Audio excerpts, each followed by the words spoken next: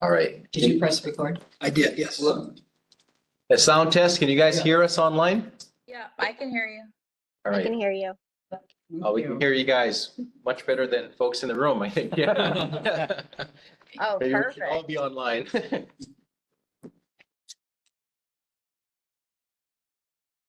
All right, so if we got quorum, let's get this meeting started. So I'm gonna call the meeting to order. So I'm hoping that everybody has read the minutes. So anybody want to approve the minutes? Move to approve the minutes. Do we have a second? Second. Second, we got a couple of seconds. Perfect. Okay, so we have a brief welcome and review. Was that me or? Yeah. Sure. Yeah. Oh, it says share. Okay, yeah.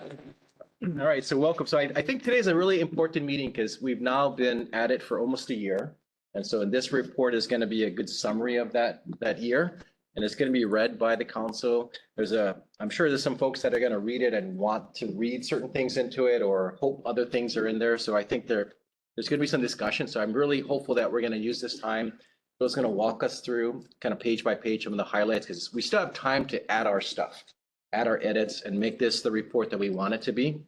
I think the one part I want to call out before I hand it over to the next part is, we agree that we weren't going to write another strategic plan. We already have many. And so we took the time to look at that. So I think that's featured prominently in the report. Then our feedback, that. So I think that's the sort of the goal for today's meeting. And All right. excitedly, we get to talk about our financial disclosure responsibilities and other things that our ethics friends would like to share so they can do their part and then hit the road. Yeah, thank you. So what we did last year, or the really beginning part of this year wasn't enough. So we have to do this again. Did we just have just some nice reminders and maybe some good new news? So, and we did prepare a very brief PowerPoint. Yes.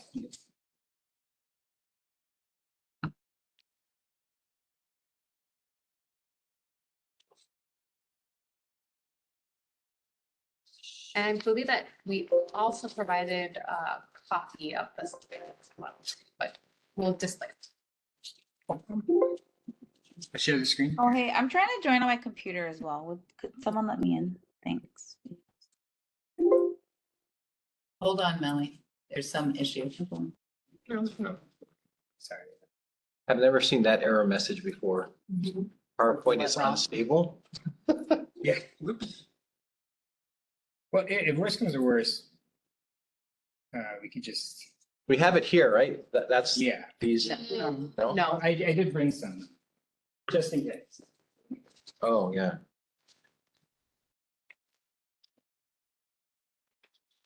And we can also forward a PDF of this to distribute to those online if they cannot see it. There it is, coming over. You just want to, I'll switch You drag it. seats here. You got 2 screens again. Thank you. That can be too where did it open Yeah, initially? It was like it needs to be a you can have that.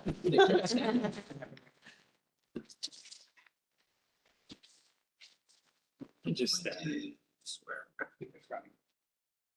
thank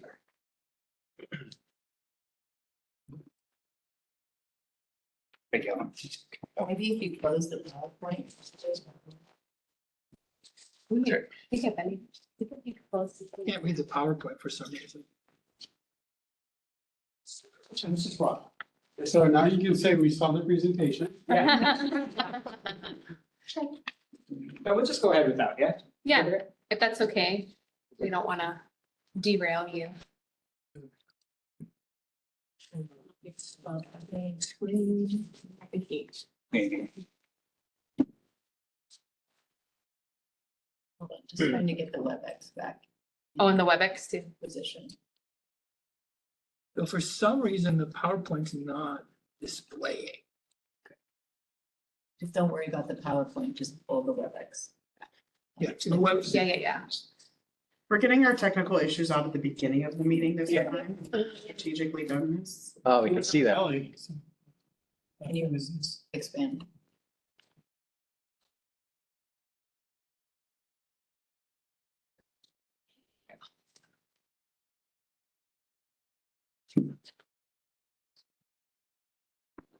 Okay, can everybody, you guys can still hear us? Yeah, okay. Okay. So I'll start again. So, hello, my name is Terry Kili'ipuleole, and I'm an associate legal counsel with the Honolulu Ethics Commission. Here with me today is Eric Irwin, also an associate legal counsel with the Honolulu Ethics Commission. And we just want to first thank you so much for putting us on the agenda. We're just here, it's a friendly visit, and we're going to be doing a very brief presentation on financial disclosures. And a large part of really why we're here today is because just for ethics and compliance, our ethics, we've made it our lofty goal for 2024 to reach 100% compliance for all financial disclosure filings. And unfortunately, historically, we have had to move to enforcement against board and commissioners for failing to file their financial disclosures. So we're just part of trying to reach this goal. We are popping in and visiting all boards and commissions, so you're not alone, to just give some gentle reminders on important upcoming due dates and also to give a new announcement. So with that, I'll try to just move right along. Some general frequently asked questions that we receive about financial disclosures. First and foremost, is our board and commission members required to file? And just in short, yes. As board and commission members, you're considered city officers, and it's a city officership that triggers the mandatory filing. Importance of financial disclosure is always good for transparency, trust in public government, and then it helps you too as you go through the form. The way that it's been kind of detailed is to help you identify conflicts of interest, and that's to help you throughout your officership to avoid those throughout the course of serving for the city. And then lastly, we often get the question, is my financial disclosure confidential? And yes, so board and commission members, it's not a public financial disclosure filing. Other members of the city, theirs are actually public, but yours are not.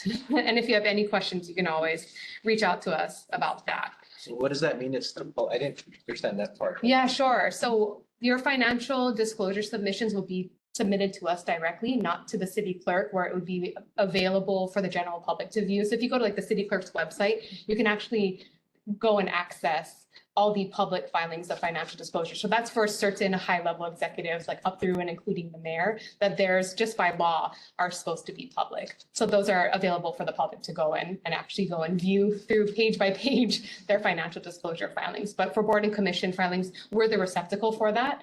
And so we hold those financial disclosure filings, and they're not available to the public, maybe unless and until there's like a UEFA request or whatnot, and we would go through the analysis if we could. But generally, they're going to be held confidential, not put on our city website for everyone to see. Yeah. And then why we're here, most importantly, is with that goal, it's just very important due dates to know. Since everyone's here, I'm assuming you've already filed your initial financial disclosure, then that's within the first 20 days of your swearing. The second most important that you should know and hopefully mark your calendars on an ongoing basis while you're serving is January 31st. So that's going to be your annual financial disclosure filing. That's why we're here. That's what we're hoping to get January 31st, 2024, that all board and commission members file by then. Just a little bit of nuance for this filing in particular is that the filing period starts January 1st and then it closes January 31st. And that's because you're filing information for the preceding calendar year. So unfortunately, in this situation, early bird doesn't get the worm. If you try to submit in December, it's going to count for the prior year. So to get credit for this upcoming year, you would be trying to submit it and submitting it between January 1st and 31st. So that's the one we're really hoping everyone will be able to get to this year. And then lastly, your final annual financial disclosure is going to be due 10 days prior to leaving office. So that's either the expiration of your term or for some reason you needed to, leave earlier than anticipated. It would be 10 days prior to that. Those are the important due dates. And then how to submit. So our current process is not very fancy at all. It's an old-fashioned paper print and submit method. So you can access that on our website. The way that we've structured our website is when you go to our homepage at honolulu.ethics, honolulu.gov/ethics, on the very left side, we do have a tab specific for commission members, and that's for frequently asked questions and forms. But at the top of that, we'll have the financial disclosure form for the particular, most pressing year there. So you could access the form there, you'll print it out. Unfortunately, hand fill everything in, and then you would either email that to us or mail it to us. And with that, hopefully we have some good news on the horizon for submissions. Well, like January 2nd, it says here's a link to the forms, and she said it's the first 30. So Yeah, so generally we do send out reminders, multiple reminders as the deadline is impending. So we'll send usually in December, letting you know that the filing period is about to open. I believe we put the form in there as well too, just for easy access. And then we'll send one as the deadline gets even closer as kind of like a final, please file a reminder. So we'll send those out to board and commission and we members. try to coordinate pretty closely with the board's liaison so that we can get that information to you guys in the best way possible. But we'll go more on that. You don't. Yeah. Okay. Yeah.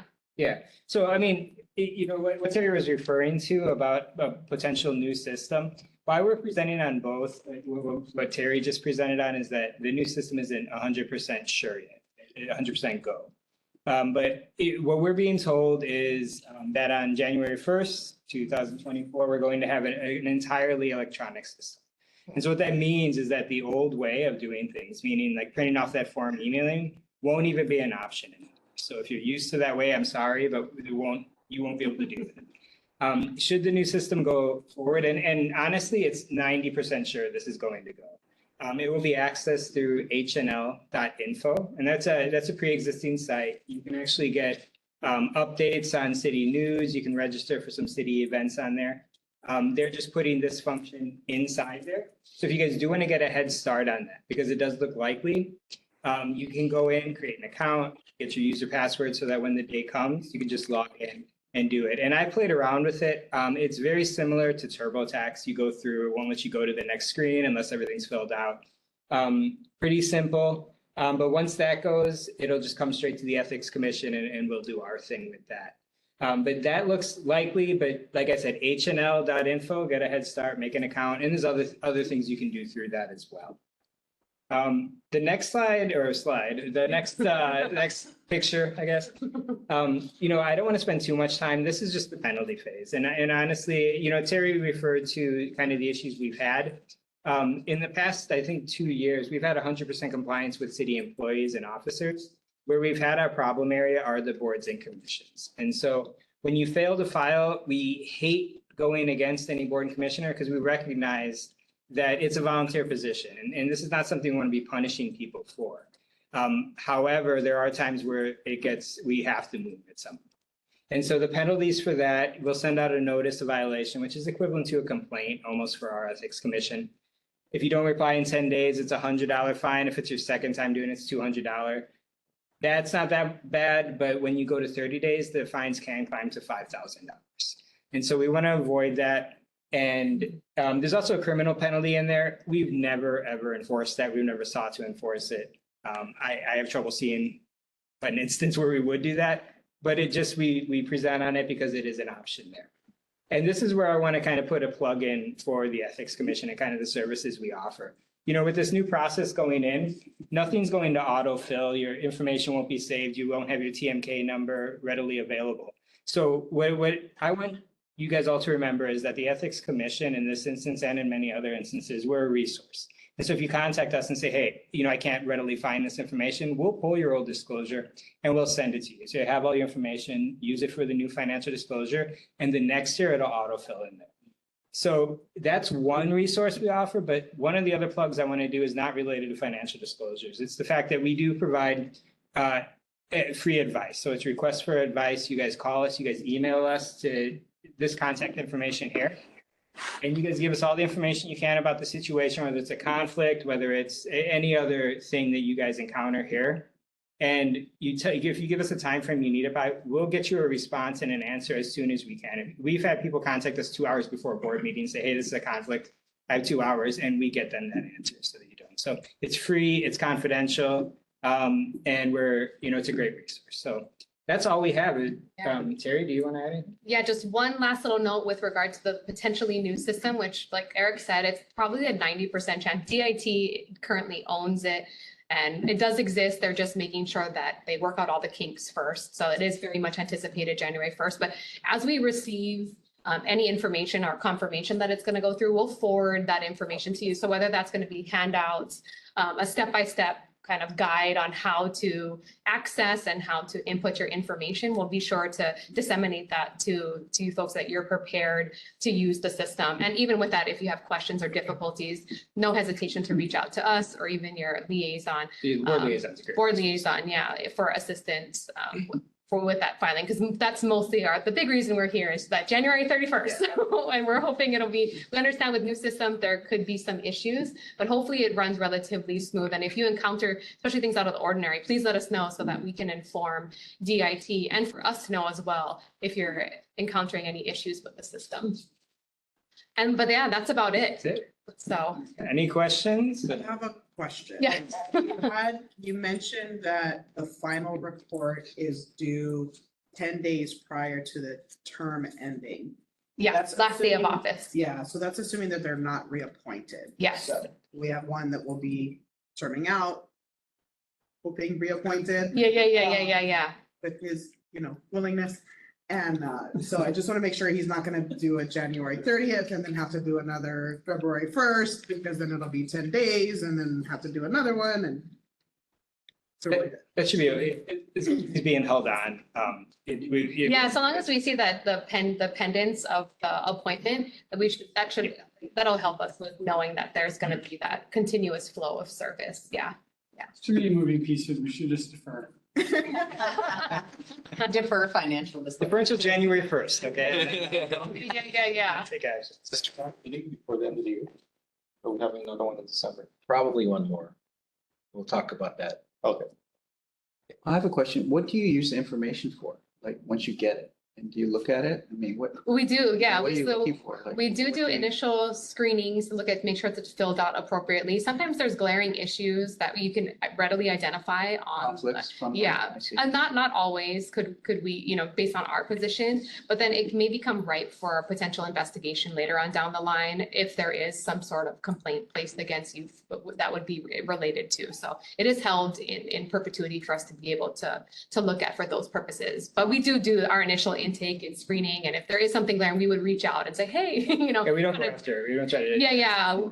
we're not, our receiving of it, we're not, certifying that we've looked at it and there are no conflicts present. But if we do see something, that concerning, even beyond conflicts, then we'll reach out to the filer and let them know, hey, this might be a potential issue, and open up the discussion to see how we can be of assistance or provide advisement. Is the form the same form from last year? Yeah, it should be Well, generally The new system looks way different. It Yeah. looks part of the same information. Yeah, same Presented. information. And then hopefully they'll have, Eric kind of mentioned like TMK, they should have some auto population in there too.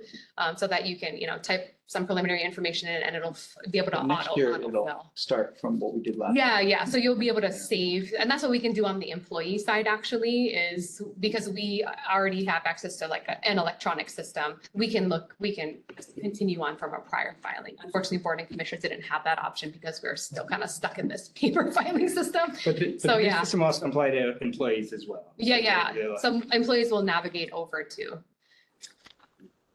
Is the end of? No, it should be the same.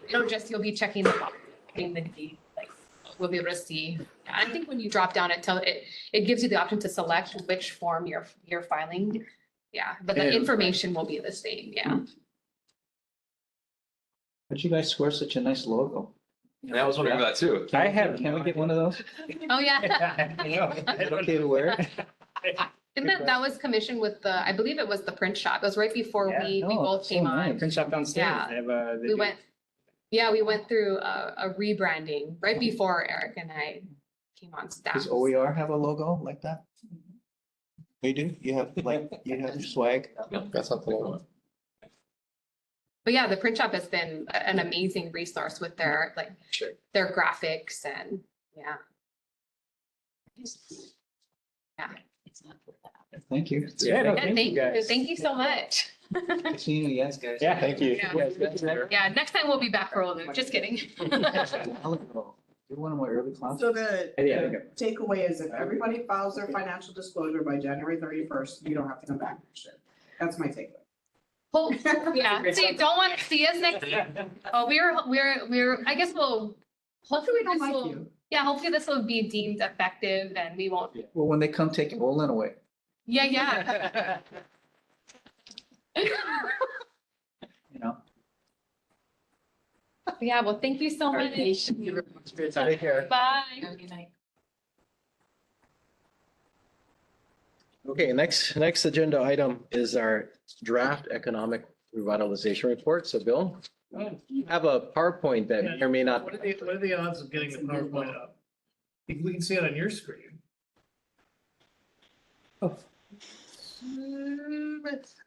Wait, Eliza and Melly, sorry, you guys caught all of that? Okay.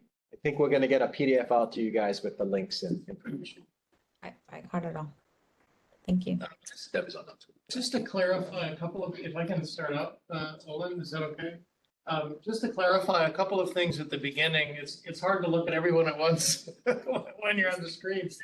But there's a couple of things that we're hoping to accomplish today. One is to walk through the draft report, and I want to emphasize, as I hope we did, and Amy did, when we sent it out to you, that it is a draft. If there's additional work that needs to be done on this report, we are prepared to have another probably virtual meeting before the end of the year to bless the changes.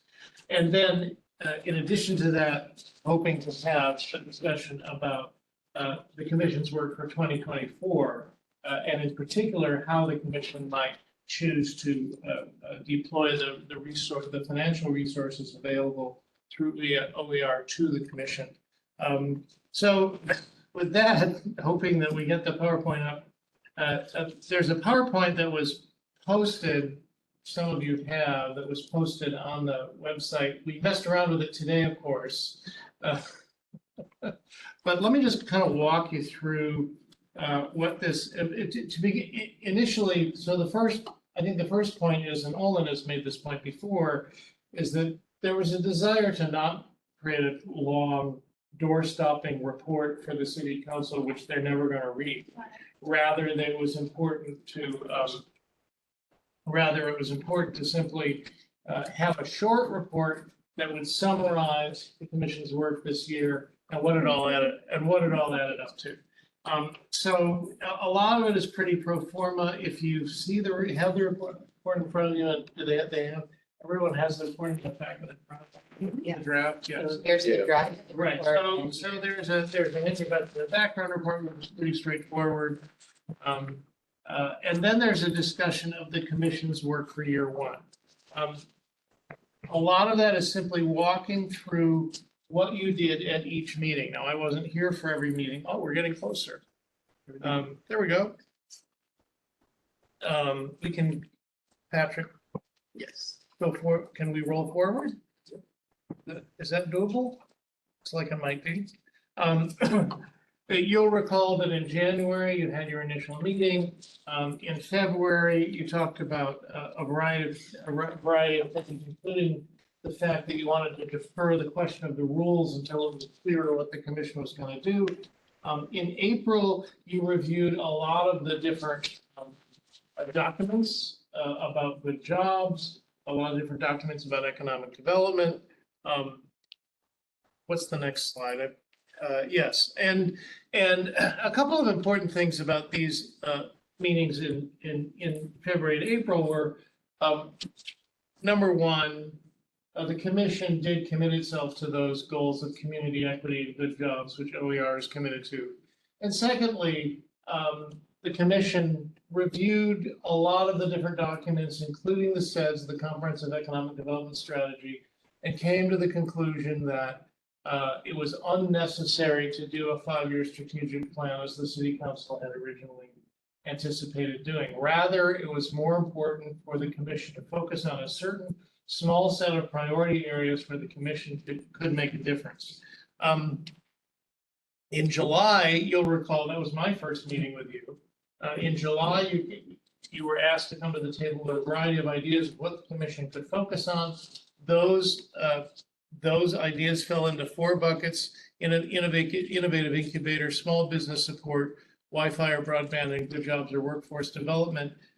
It was in consultation with Oakland and Eliza, it was our thought that a lot of those things added up to a common theme having to do with what is often known as the circular economy, which is not just about reusing materials so that they're not wasted, but also recirculating money and recirculating business relationships on the island to benefit everybody. So in consultation with Olin and Eliza, our conclusion was that there were really three takeaways from the July meeting. The first one was there was very strong support on the part of the commission for OER to get or share with other entities a grant writer or a grant administrator. That is being moving forward, Amy, if I'm not mistaken. You're trying to move it forward anyway. We should have the RFP out in November. Right, Exciting. right, Kim? It'll be out in November? Yep, for $250,000 grant writer, prospector support for our office, the Mayor's Office on Culture and Arts, and Office of Climate Change. So it could be a team that responds. It could be a team, it could be an individual, but really it's the capacity to do this. I think the capacity would require a team, yeah, for all the skills we're asking people to bring to the table and to lead the city with more process, kind of like a best practice I can't speak.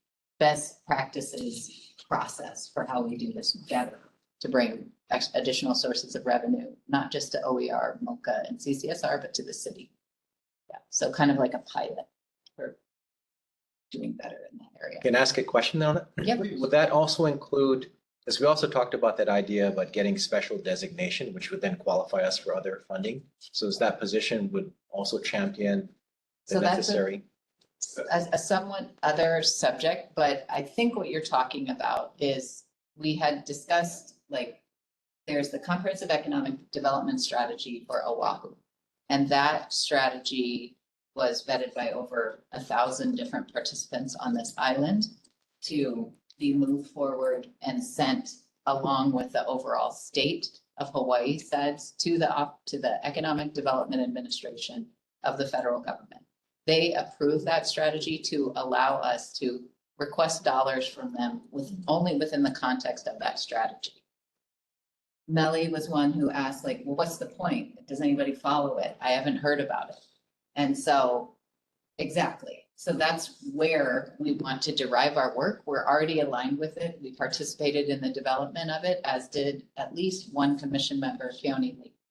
And so there is another mechanism that the state has never applied for, or a region within the state could apply for designation as an economic development district.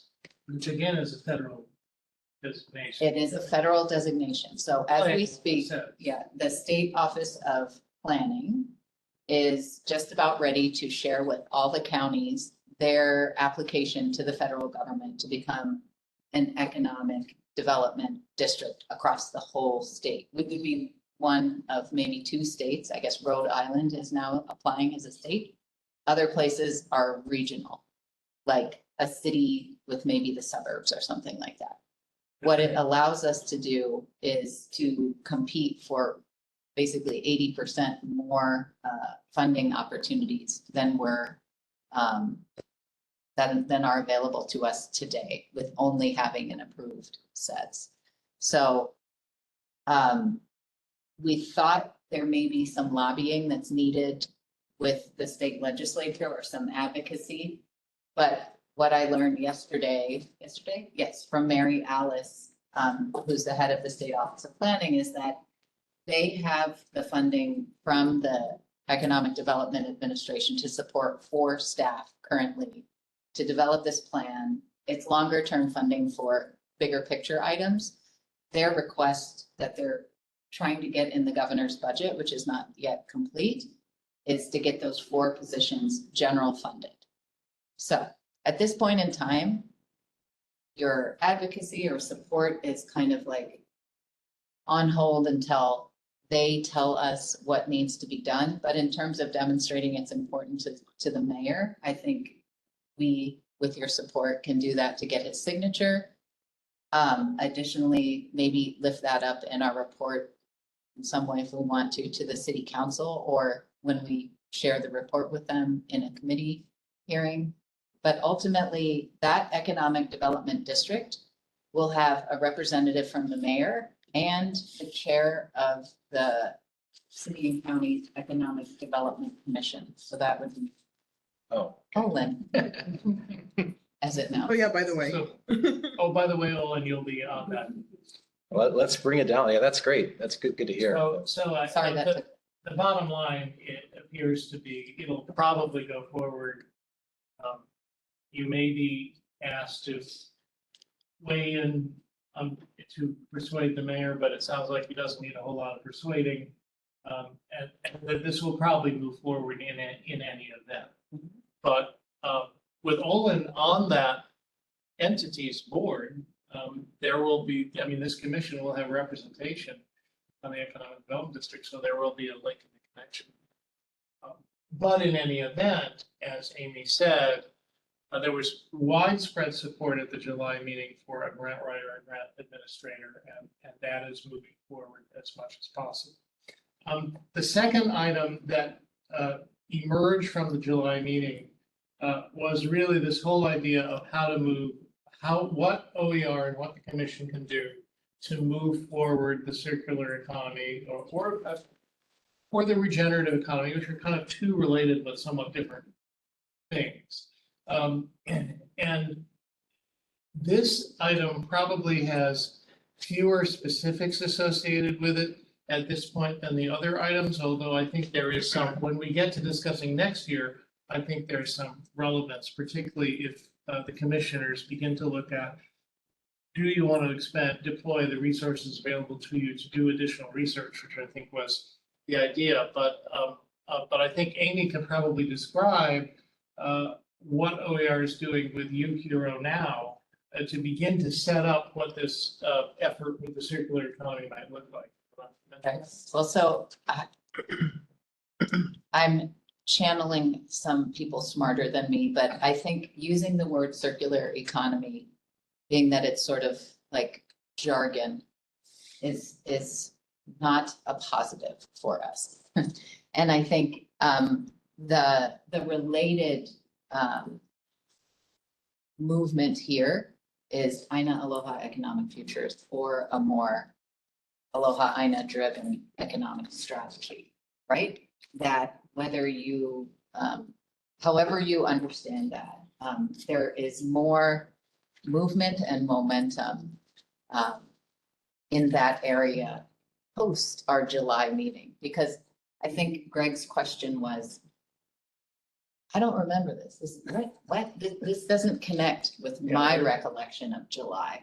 And I think that's true. That's really true for me. I think when we discussed, and Peony shared, because he was one of the principals in the Aina Aloha Economic Futures document, which we reviewed, maybe some didn't look at it as deeply or, connect with it. But we feel the circular economy and this space where we found an opportunity for the city in economic development to act looks more grassroots, looks more like how do we support small business, looks like this research that I would rather have Kim talk about it since she's been developing it with UHERO. And then secondly, one thing that connects with particularly Tony and Reed is what we hear from businesses every day. And we've talked about this, which is access to capital for small business being the thing, the 3,000 small businesses that have talked to us in person at their shop is access to capital. And so that work is a part of having local financing, having your interest being paid to American Savings Bank or a credit union is something that we believe creates a stronger local economy, builds relationships, and helps just create more opportunity for people here, whether it be at these financial institutions or for small businesses to be able to seek, in a in-person way, help from someone, even if it's a microloan to get started, and Reed sends them over to Pacific Gateway. So we think those things, A, relationship, which Kim can talk about a little bit, and then B, the developing work, which is going forward. We're not there yet, and we need your support to help build that access to local capital for our small mom and pop businesses, not those who are manufacturing, not those who are exporting necessarily. They have a home with the state, with DBET, with other organizations. We're focusing on the budding entrepreneur, the startup, the new business, the annual revenues or whatever that businesses are limited. So So I think but before I turn over to Kim to talk about the U Hero thing, I think one of the questions is number two, which is better described here, having to do with facilitating the circular economy. Is that the right way to phrase this? Should different language be used?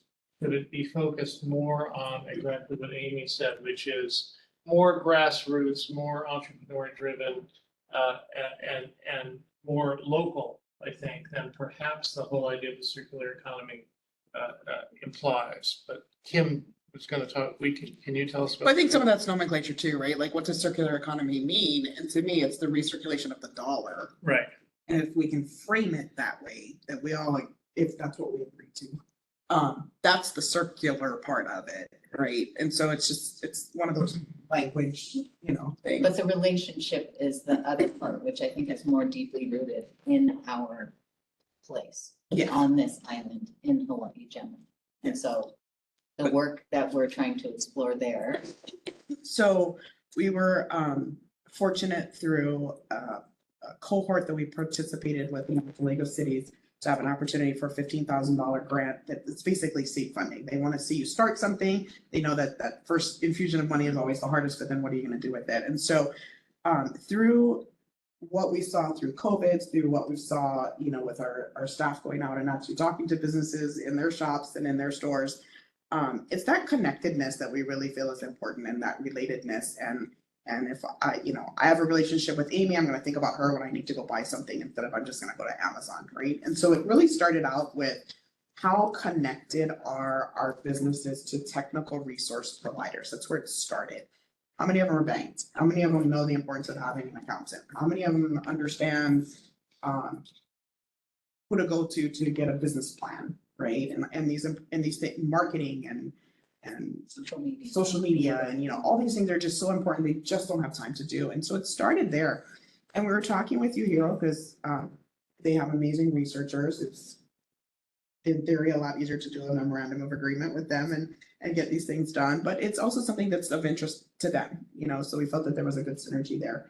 Those discussions, Dr. Juarez brought up very much what you folks have been bringing up too, of like, how are we spending our dollars? So we really want to look at the connectedness, not only of them to each other as resources, but them to each other as purchasing opportunities. So instead of going to Amazon to buy the cups and, the chopsticks, are they going to Triple F?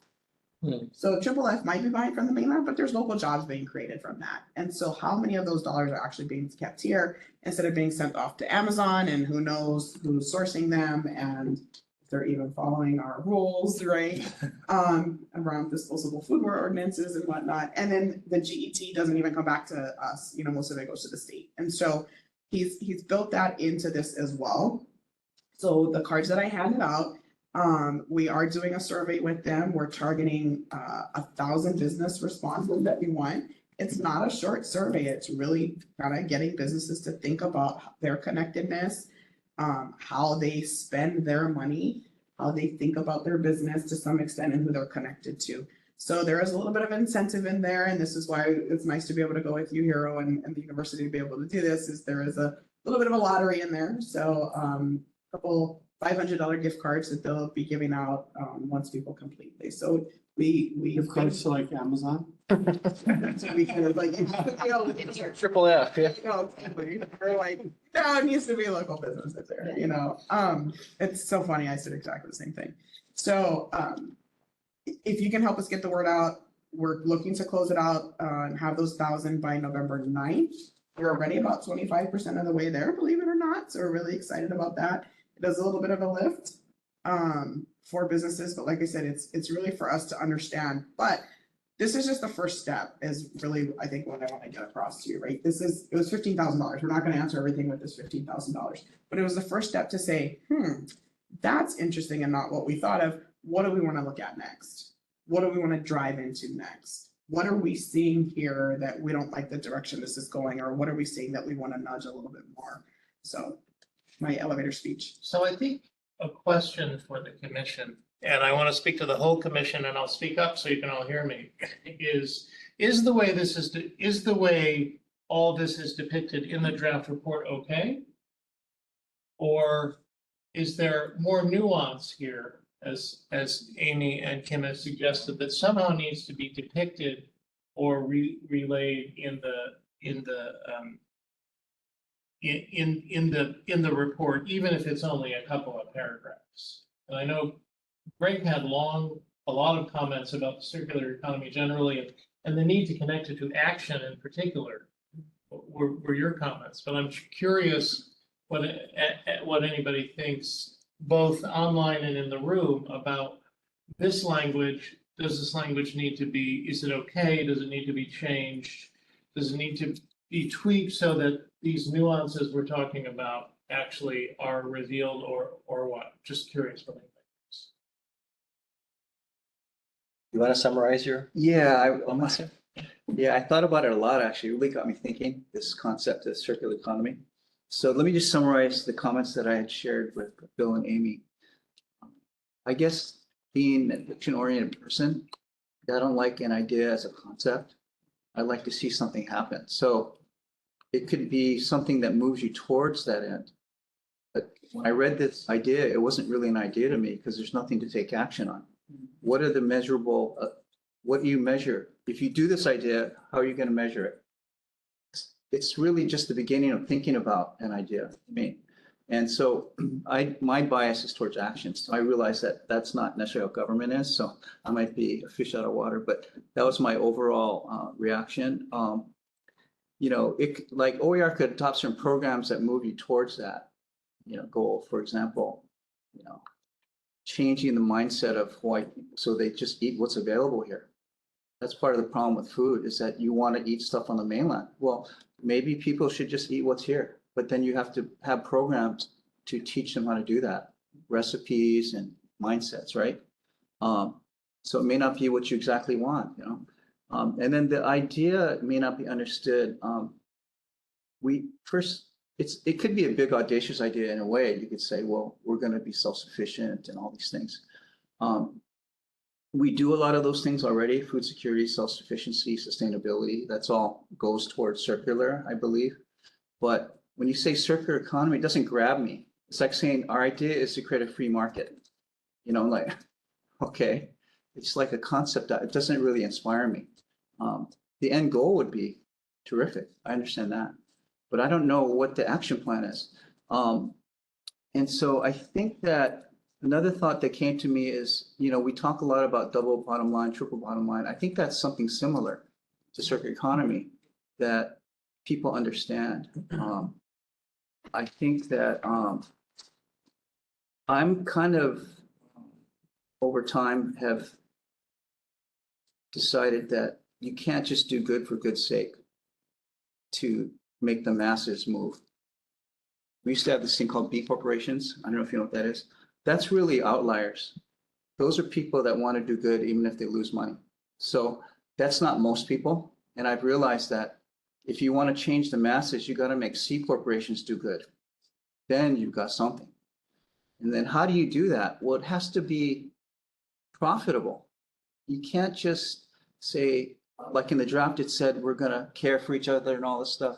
it kind of sounded like me, like we're gonna hold hands and sing Kumbaya. I'm like, you're not serious people. I forget what line that's from that series. You are not serious people. And so we don't want to appear naive, right? Like everyone's gonna just care for each other. It's just, that's not how life is.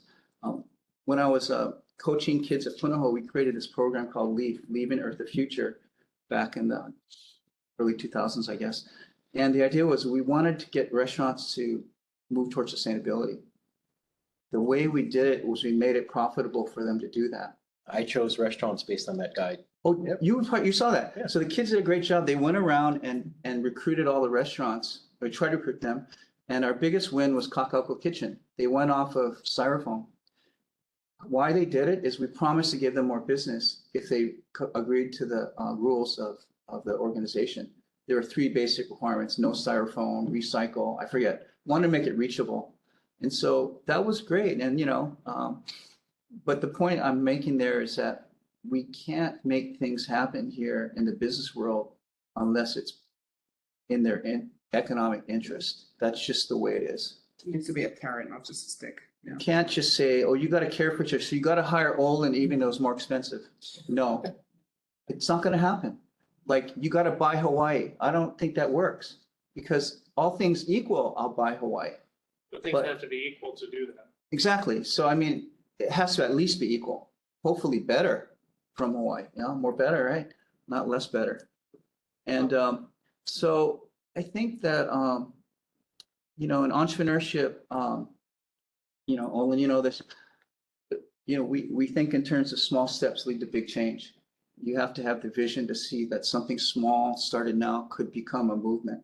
And so that's, unless we have gobs of money, we can just throw billions of dollars to something, which is probably not a good idea anyway, because it may be a bad execution, because you're not really being tested by anyone. You just spend money. So really having scarce resources is good, but the thing is, you have to be focused with you can say we're moving towards a circular economy, but our action plan is X. We're going to do this first. And then once people buy into that, they say, hey, buying Hawaii is good because not only I'm helping you, but making more money. Then terrific. Or if Bank of Hawaii hires local coders because they didn't know they existed and they're cheaper, it's a win-win, right? Or at least the same cost, and just maybe better, even better service, right? So that was the gist of my comments. Is that I think the bottom line is I like the concept, but I would like to see something more specific. If we're going to say this is our idea, because if I went to the council with this idea, I said I don't know what that is. That's what I would say. Is there a way, whether or not you use the term circular, to take the ideas and the actions that Kim and Amy have described, particularly about entrepreneurship and helping small business, local small business, connecting them to capital, that can be articulated in a more action-oriented way, do you think? What do you think? I'm curious what anybody thinks, actually, not to spray out. I mean, Greg, maybe one follow-up question to you is like after the July meeting, because we were like throwing ideas up there, and then now we're here. Yeah. And so like, do you think that we're missing like a meeting in between, or? I don't like to like Well, I actually don't know where this came from too. take some of these ideas and come up with some, because I don't. I remember this one too, where we're just creating like a marketplace for people. Melly's trying to talk. Oh, no, I was just saying, I agree. I don't recall this idea getting fleshed out in our discussion to move forward around creating some kind of a platform or something where we can learn more ways to spend locally through services. I'm not saying anything that novel.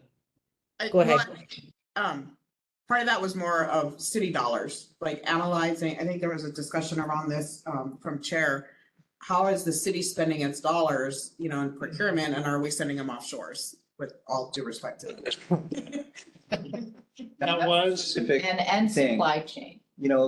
If we're spending money, let's look at Hawaii first. Yeah. Maybe that's what it's called, Hawaii first. It's not Hawaii only, because it might not be the right thing, but like even the state spends money on consultants that are outside a lot. They just kind of go there because they think Hawaii people can't do it. But that's, we gotta, change that. And maybe Hawaii people can't do certain things, but maybe they can. Right? I think Debbie has a comment. Hi, sorry, I don't have my face up here, but, one of the thoughts as we're talking about this, and it sounds like it's sort of like when we're talking grassroots entrepreneurship and then the buy-in, right, from the public, it's almost like there needs to be a marketing campaign for people to understand how this quote unquote circular economy works, like what happens when you buy from the mom and pops. And I know, a lot of people talk about it, it's whatever, but I think graphically, some of the campaigns maybe to support this, because you have to have, right, everyone buying in, the locals buying in and have a better understanding, is almost like, like a Schoolhouse Rock type of very simple type of, like, here's what happens. This is how this is what happens to your dollar. This is what happens. This is how this supports. This is how this works. And this is how it affects our economy, our schools, everything. So that's just sort of a thought in, as I listen to Greg and listen to, kind of actionable type of ideas. Part of it is like, how do you get the buy-in, as far as to initiate that support? And that's just a comment. Other thoughts? Sorry, I had my back to everyone. I agree with what Greg said earlier about just circular economy being a very Mushy? yeah, it's a big concept, right? And it could be a lot more helpful. There are specific things that we define as components of the circular economy. And then we could evaluate the current economy and what's happening against those factors and see how we're performing well or we're not performing well. And then we can take action to push it towards those things that we feel like are promoting our circular economy. Well, two of the things that came up in July were, number one, the idea of trying to figure out where institutions and companies in Hawaii buy from, and could that be changed? And number two, and I think Olin brought this up as Kim just said, what about the city? Where do they buy from, and can that be changed? And it's possible that further action or thought about how to approach that might be something that you might want to consider next year. But we're still kind of in this spot where we're not quite sure how to articulate. Do we want to use the term circular economy? Do we want to call this something else? Personally, and this might be my bias, I dislike the word circular, and maybe it's because when I use it, it's usually out of frustration. And I just spent, like, right, you're at work and you're like, Just going around. Circular. I just spent 2 hours in the same spot. Recycled, yeah. You recycled your thoughts. I still feel like to me, it was, or there's a leap that I haven't quite gone on from our last meeting, and I don't, even as you were talking is helpful, because I don't know if I agree. That's okay. Like, if the purpose of our commission is to revitalize the Oahu economy, like, say, for example, buying more products locally sounds good, but it also just sounds like doing a little more of the same thing. Like, oh, I buy 10% of my goods from Aldo, I buy 15. He still might not have a warehouse. He still might not have employees. He still might, all the struggles of why he can't operate a business haven't, it's just like an incremental change. Like, okay, I'll just give you a little more business. You're happy now, right? You still be like, there's still all the struggles of everyday life. I don't know that I changed anything transformative. I've made it incrementally. But ultimately, I mean, do you think that's what we're gonna do? Like 180 the economy here? I mean, honestly. I'm just thinking, like, I just don't know. Like, it'd be interesting, all the issues people bring up, like, if you are a retail store and you're bursting at the seams, if I buy more from you, I'm like, I don't know. Well, I think, And so that what I want to say It doesn't create anything new, I guess, is my takeaway. It sounds like everyone who's here just does a little more business.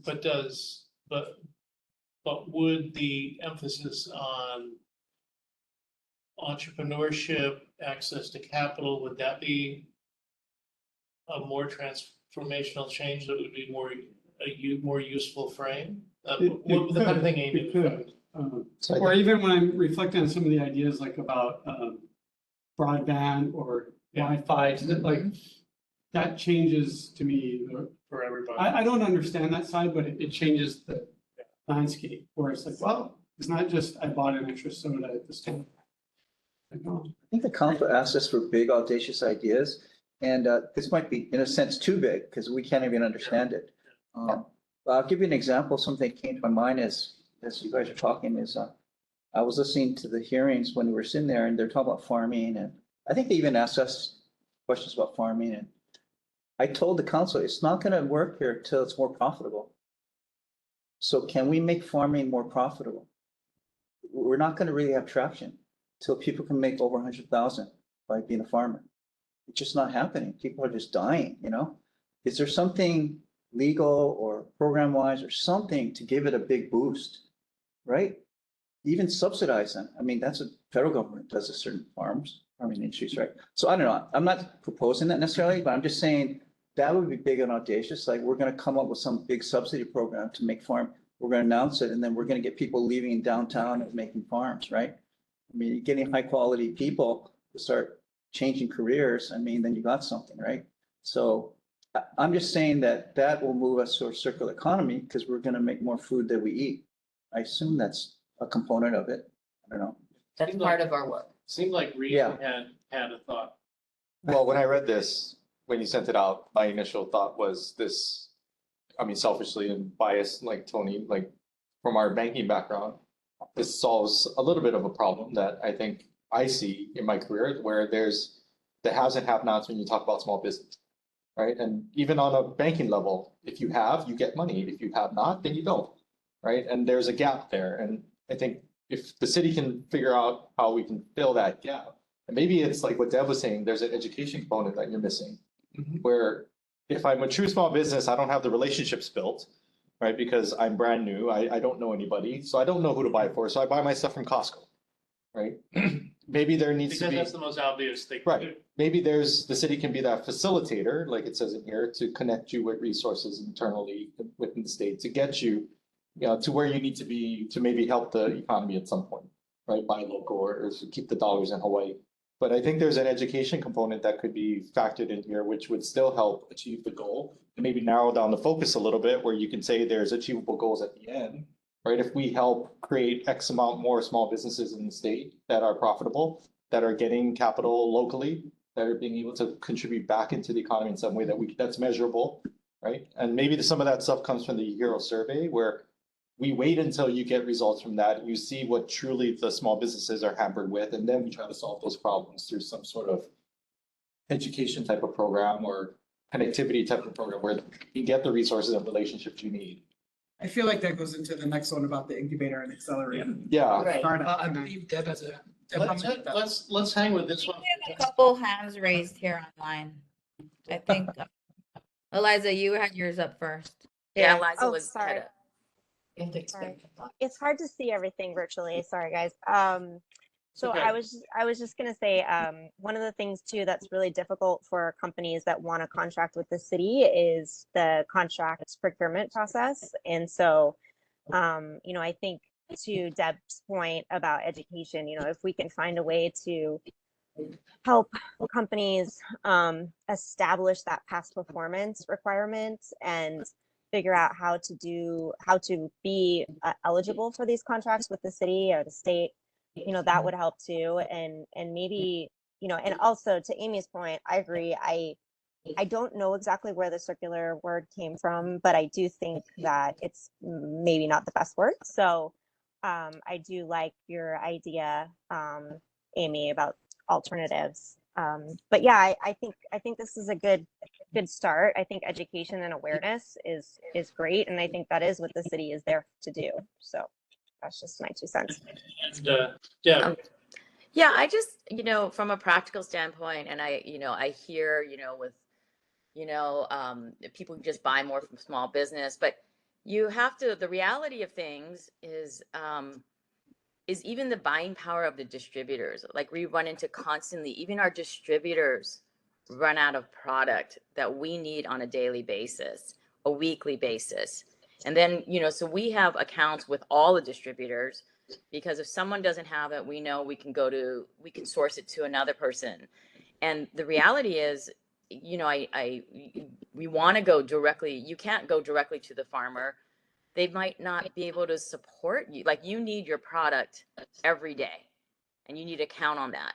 And if one day, the distributor or the farmer or whatever cannot give it to you, you've got to go tried and true. And it's challenging because it's a snowball effect as far as operational when it comes to holding inventory, which also comes into having capital to hold inventory. And so it's kind of a vicious cycle because even the distributors are in a way small business, like that's why we have so many, like we used to have so many more distributors and now it's come to a very small amount of distributors.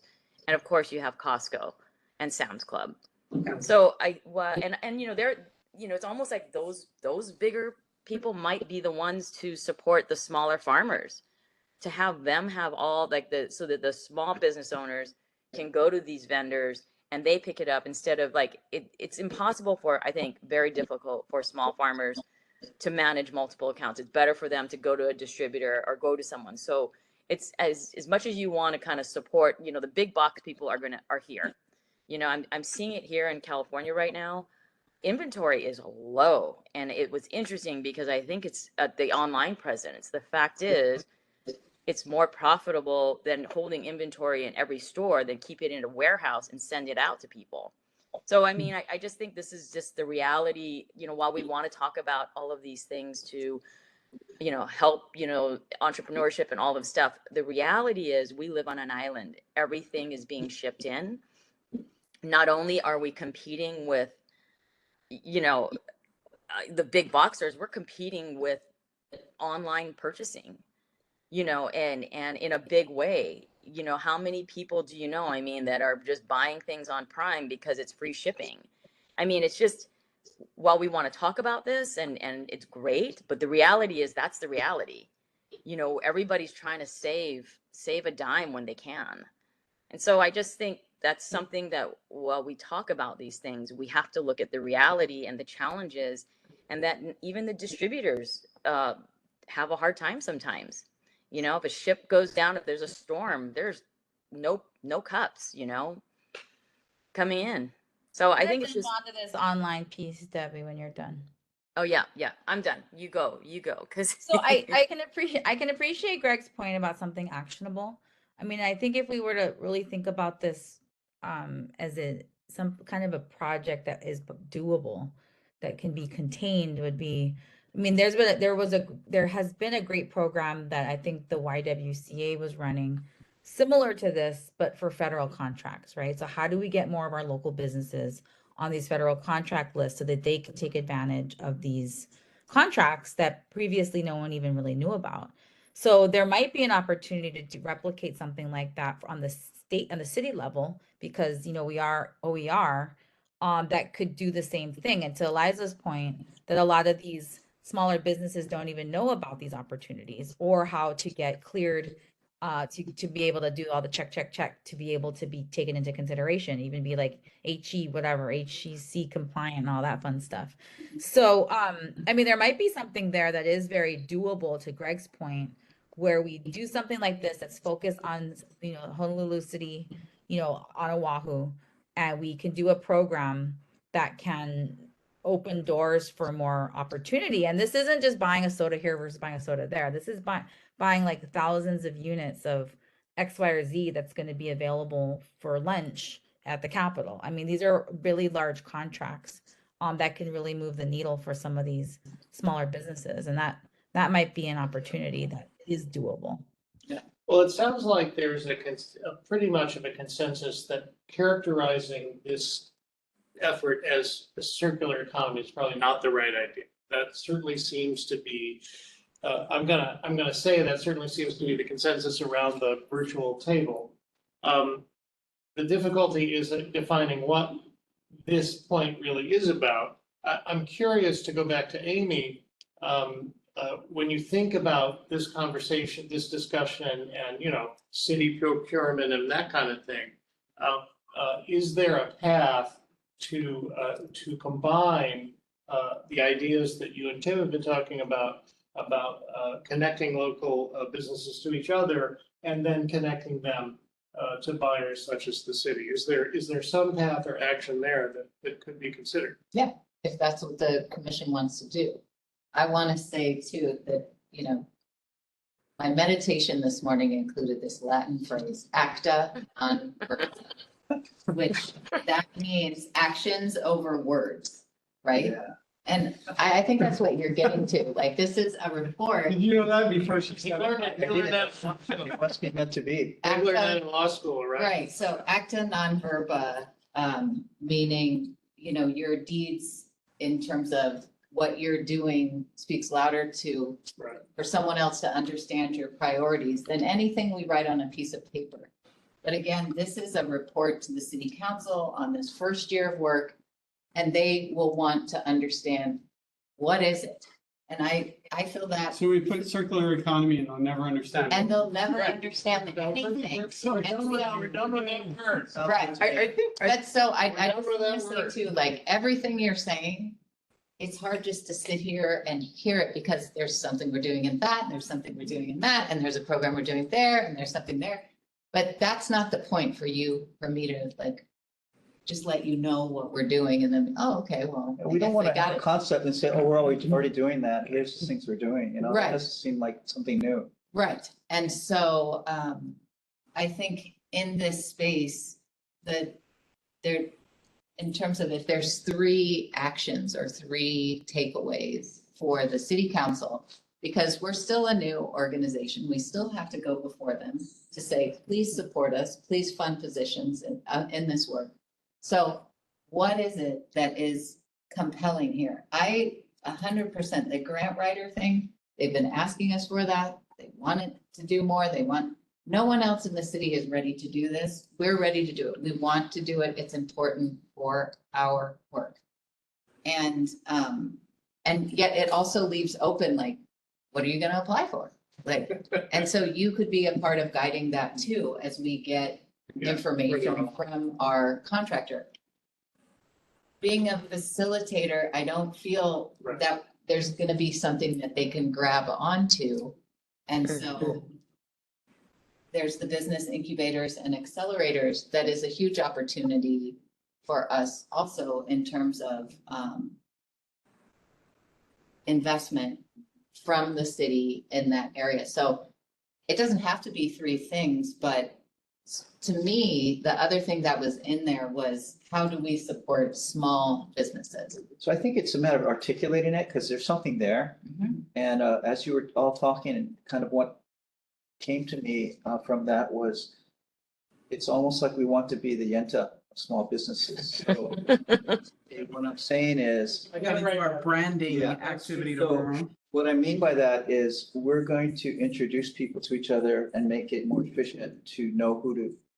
I mean, I'm thinking of some kind of website that might be a social network where, let's say you're a small business and you say, hey, I need X, Y, and Z, and you're part of some affinity group within that site. Hey, or I need a good lawyer. Who do you use? I mean, right now you just call people, but could there be some kind of social network so that you can't really be boots on the ground to do this?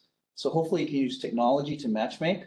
So. And I'm not sure what the filter would be. So that's That's a what business we're action. doing. We're creating a resource network. Tomorrow, we're doing the branding meeting to figure out what to call it with anthology. All the good ideas. I know. It'll be rolled out in March, but the whole point is we can't do it.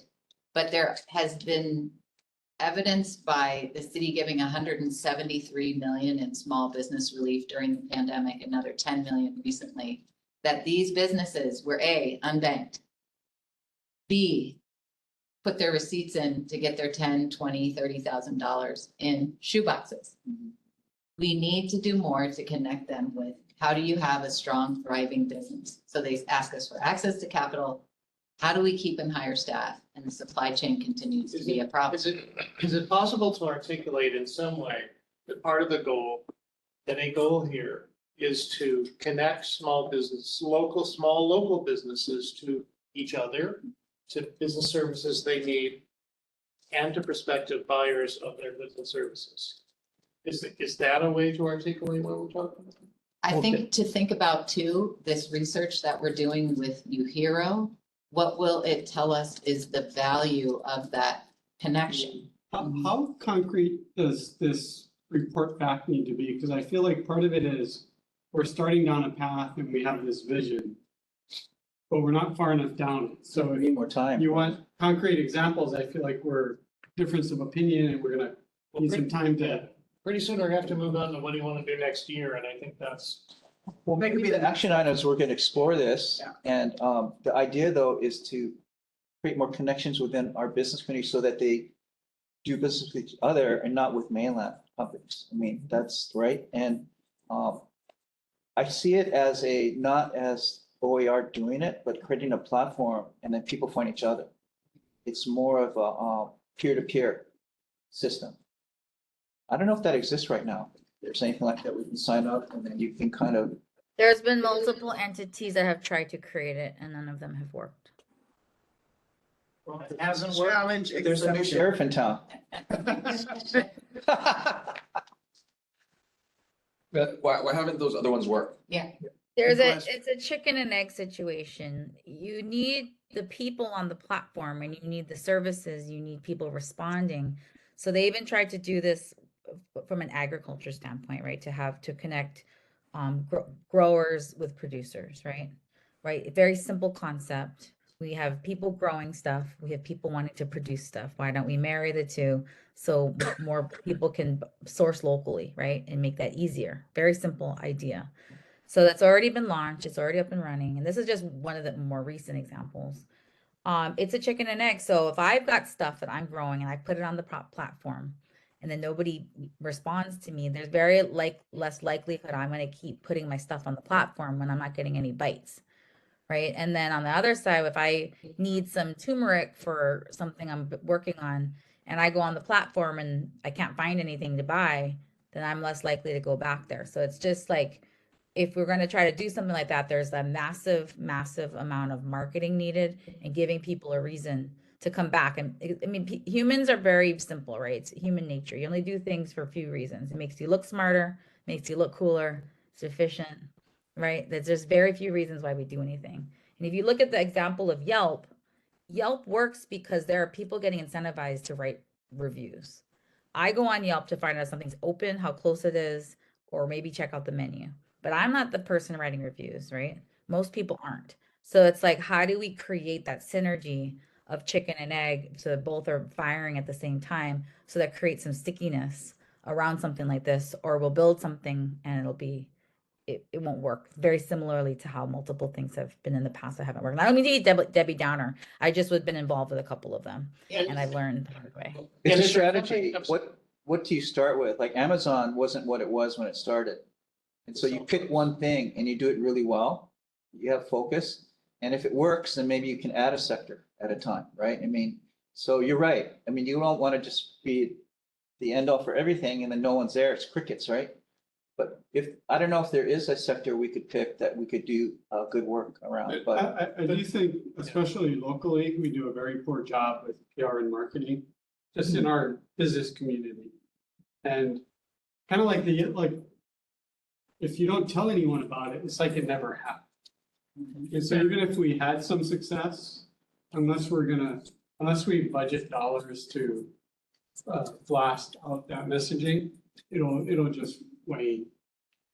And even if the chicken and egg come together, you have to tell people and do mixed things. Is there some role here that OER or the city can play that no one else can play in here somewhere to make this idea succeed? I think Deb has her hand up again. Oh, Thank you, Deb. Hey, so I just sort of had a thought as Greg was talking and Melly, if you're going to try this, I mean, obviously the hard part is it's, our population, right? How do you get, because this is very much only Hawaii, Oahu, whatever we're doing. And, obviously maybe the market segments, like if you're going to do this sort of platform to introduce businesses, what would the, categories, Is it going to be, services and under services? Is it accounting services? Is it, how, maybe something actionable? And Amy, you can tell me if we're being completely redundant because you're saying you're already doing certain things. Obviously we're in the food industry. So the food industry is big, right? You got hospitality, you got whatever. And so that's sort of a big market, but maybe how would you create this? What would this look like so people can find it and use it? And then, how do you cross-reference that? And so maybe an actionable item might be is if we're going to do this, and obviously Melly is involved in this as well, is maybe create the categories, like what, and maybe Yuhiro can give us statistics on, what is the, how many this, just the numbers. So we know the sheer numbers of what is going to be pertinent to businesses. I don't know. I mean, you're making me think about a couple things that are going on, but that, I've just been to two conferences recently, the International Economic Development Council and the Bloomberg City Lab. And there's definitely this growing interest around entrepreneurship as a way to build communities, because entrepreneurs and their businesses exist in communities, generally hire in those communities. And then if they have an opportunity to support, it's the community that they live in. And so they are really strong in terms of what we have been about: community, equity, good jobs, right? So this idea of focusing on a segment could be the startup segment. And one area I heard that people were able to convene and build relationships was people who participate in farmers markets, right? And have convenings for them and talk to them about how they got started, whatever it is in terms of their interests. But the really young infant business stage, or the business stage of, I have a good idea. The other notion that appealed to me in this discussion was this area of side hustle startup is open to all. We have, and you've talked about this a lot, 50% of the kids graduating from our public schools are not going on to secondary education. They need a job. And so if we can help as at the city and county to make entrepreneurship as a viable pathway, because we're providing the skill set for how to do it, and we provide you a cohort. And, we have to build this out. I don't know every element of it, but with the folks that I am privileged to sit with at this commission, I think there's something that could be built there and brings in a lot of elements of what we're already doing, and potentially you folks in the fields where you are and you have expertise for what would this pathway look like? How could we make it? I mean, this place is so special and unique. I think supporting this sector, when our innovation and technology program manager and I went to talk to CPB to try to get some funding, their small business loan manager said, there's no one in this space. There's no one doing this. If you do this, we could be there with you. I mean, we haven't secured any money, but that said, what stuck with me is that we're a new entity. You guys are newly thinking about what you should outline. Well, I absolutely love what you said, just entrepreneurship. I mean, that's, but I think that another way of looking at it is where's the gap right now? Like CPB said, there's no one doing this. I'm not sure what this is, but if you look at like MIT or Harvard, they have programs that meet certain stages, right? So the incubators would not be the earliest stage. It'd be idea generation, and then maybe, beta testing something, MVP situation. So you could add something earlier, I think it's probably needed more than, well, incubators are later stage, but you still need that. But I think even before incubator, when they're just babies. Yeah. Like one example that I think kind of speaks to what you're saying, in a previous life, we worked with the city and like as entrepreneurs, and our thought was we need farmers markets like where they don't exist. And so we created this like pop-up farmers markets, did a deal with the Honolulu city. And what's interesting, in the first one we did in Waimanalo, and the poi vendor sold out in 10 minutes. It's like, this is where I needed to be, right? But then the problem. The market was there. Right, but the problem is that it took us as volunteers to go and create like a lot of work to go and set this up, and that's not our business. We're not farmers. And so like, like where are the entrepreneurs that would have been taking that and continued and Because it scaled could be that? profitable. It could be. Like right? I have this idea consistent with what we talked about today that I think is still a good idea. The problem with farmers markets is only one day a week. You need a place to go every day. Make a 7-day-a-week farmers market, and you just tell the farmers, just bring what you have, and you tell the people, just eat what's there. And that's gonna help, right? And you give them recipes, and so I don't know if the city could arrange to give land or lease land for a 7-day-a-week farmers market It sounds someplace. like this, the concept of connections is a concept that resonates with most of you. Deb, you have your hand up again? Oh, yes. I just wanted to make a comment in the whole entrepreneurship sort of bucket.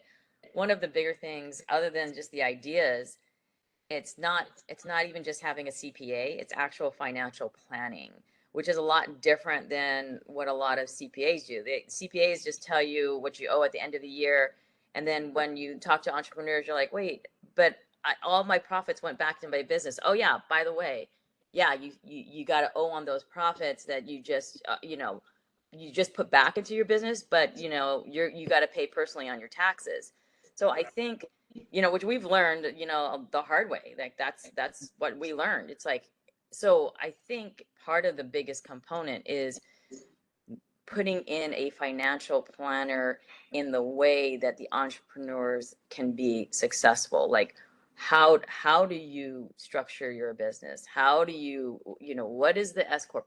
What is your retirement? What is your 401k? What are your plans as starting out, as opposed to, 10 years down the road and, stumbling through things, not having any money and hoping that this idea is going to still work. I think that's a big component in this sort of entrepreneurship structure, is kind of the reality again. It's like, here's the reality of, how fun this is and great. You're going to do this, you're going to get money from the bank, and then what? So that's my 2 cents, but I think that's an important part. Tony. It resonated. I don't know how you got there, but to me, there was an ingredient where that was something new, right? It opened up a market for the poi vendor. The city had the channels for that. But whatever the ingredient is to open up new, because I'm struggling with this connection thing too, because I don't know if any of you have had to like hire a consultant lately, but whether it's a doctor, dermatologist, plumber, you're almost like begging people, like attorney, accountant, like, hey, please help me. Can you get to my thing in the next month? Right? Everybody's so busy and it's almost like there's not enough supply of services. And so, and if you're good and people like you, they're like, oh yeah, I'll take care of your stuff. Right? Like, I feel like we're short on that side, whereas that farmer's market just created something new. At that level, there are still a lot of people that still need access to food deserts. Olu, you had something? I just want to comment that entrepreneurship has tended to be inequitable. So if the city can support greater equity and entrepreneurial opportunities, that would be advantageous. One comment on that, though, I think I ran the state's largest CDFI, the first one that started. And so the amount of technical assistance you need to do what Debbie's suggesting, it's a lot. And so like, I don't know if that's what we can do or I mean, I know how critical it was, but like I literally flew to all these islands and tried to sit down with folks, and I got the box of receipts and I didn't know what it was. I have a degree in accounting, and like I was like, it's insurmountable for me to get through that. Yeah. It's like, I'll do Well, the that's input. connecting the people, just make sure that that is someone is there, that's part of the component in having a successful business. But we is- do have, so community, equity, and good jobs. When we talk about this, we do have CDFIs on this island. Mhm. It's very hard to get the city to think, like, they don't even know what they are when we talk to BFS. They didn't realize it's another type of financial institution. Mm. And we sit on a CDFI. They have no technical assistance capacity. There's a banker that runs it, a retired banker. But Are any of the CDFIs covering like the risk that entrepreneurs take when they try to start a business? Like I'm thinking of like search companies, for example, right? And like a search CEO is hired and they're paid for years to go and find a company to buy. So they're basically entering into that entrepreneurial endeavor risk-free because their salary is getting paid. Whereas if you're somebody who has no financial assets of your own and whatever you have, you're trying to put into startup capital, like if your business fails, which just statistically most small businesses do, that's not a good situation for you. So it's hard to in good faith encourage entrepreneurship for people who are not situated to be a good entrepreneur and to have a backup plan. Right. But Harvard's definition of entrepreneur is to execute beyond your means. That's a good entrepreneur, is you don't let having nothing stop you. I love the idea of the boot camp too, if we could explore specifics, maybe not today, but because you got to start somewhere. So we can't just do like everything, but maybe that'll give you data points too, if you do these boot camps, like every quarter or, whatever. And then you're going to morph into something else from there because you're going to see who's coming in. Patsy Mink does one, but there needs to be more at there that needs to be level. more. There's They- just they not need- I that was much. just gonna say, sorry, that I don't think we should duplicate what other people are doing. So like CNHA has an amazing boot camp program that is not just for Native Hawaiians, but and they also are a CDFI. And so they help a lot of entrepreneurs actually. And then, the chamber, I mean, I'm on the commission. So if we can help in some way to make clear, this happen, To be clear, like what we would do is put the money out there for someone to do this, right? And we would say, great, CNHA, you're doing this in this box over here, but if you could do it for this group of people, or moving them more, in yeah. a little bit more direction of equity, or as Greg said, like more on the boot camp side, right? Maybe this is more on how to be investment ready, right? Yeah. But all I'm saying is nothing that we will do should ever duplicate what others are. We want to, You can bend the trend. we want to bend it, yes. And we would place our bet or our dollars in an area and ask people, would you do more in this area, even though you're kind of over here? And would it make sense, I'm sorry, we've been talking about this point for a long time. Yeah.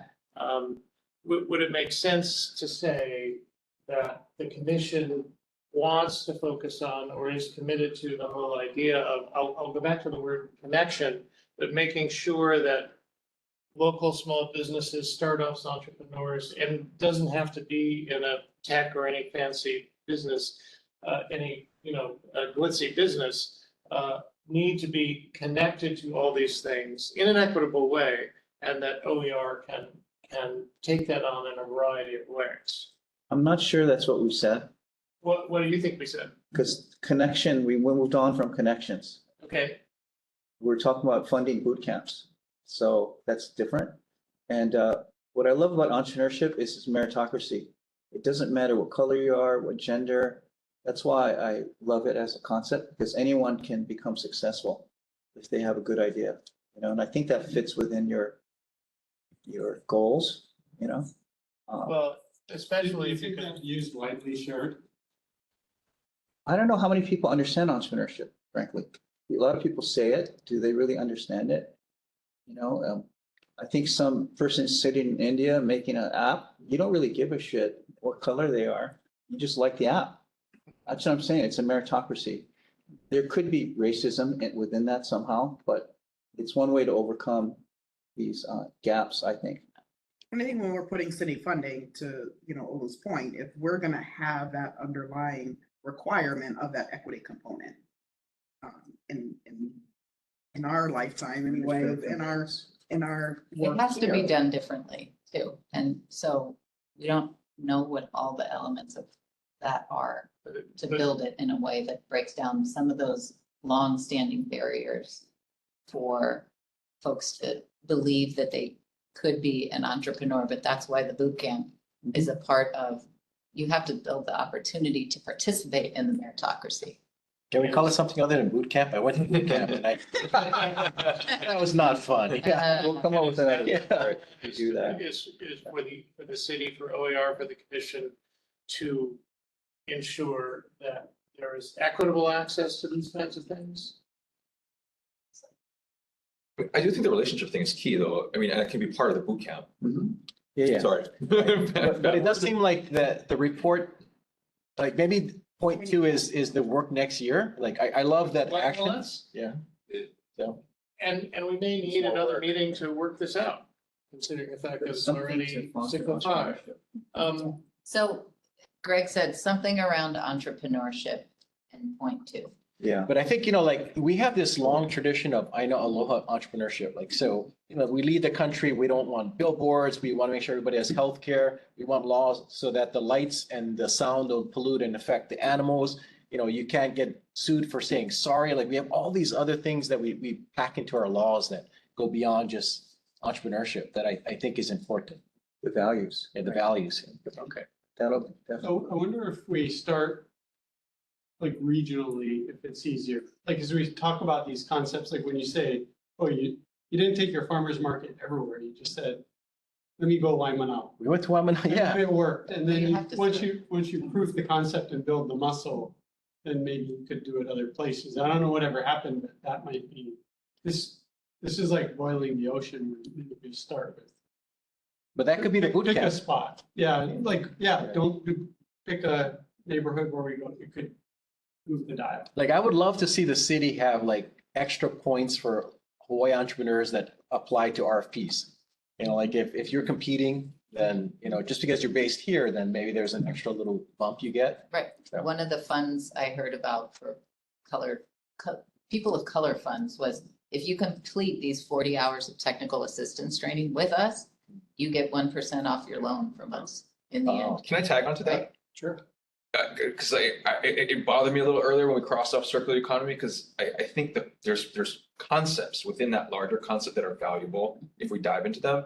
And I think those concepts can be articulated and incorporated into things like RFPs and assessed for when people are looking for contracts, like how much of your purchasing are you doing locally? And maybe that's something that you get a one-up on when you're applying for different opportunities with the Or at government. least consider. Yeah.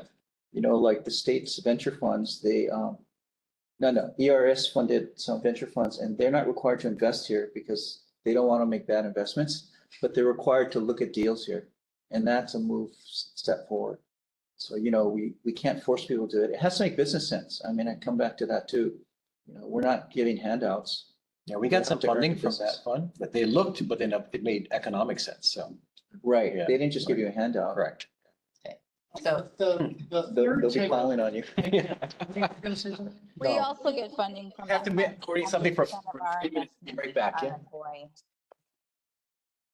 Pardon? We also get funding from that fund, and 100% of our investments are in Hawaii. I was just gonna say the third point, the third takeaway idea was, thank you, was business incubators and accelerators where they are needed, kind of to the point, although you were just making, or the point Tony was making, that OER is moving in the direction of incubators and accelerators, but the idea was to focus those on communities where they may not otherwise have access to that kind of thing. And I was wondering whether that is an easily achievable consensus around that, or if you want to discuss it.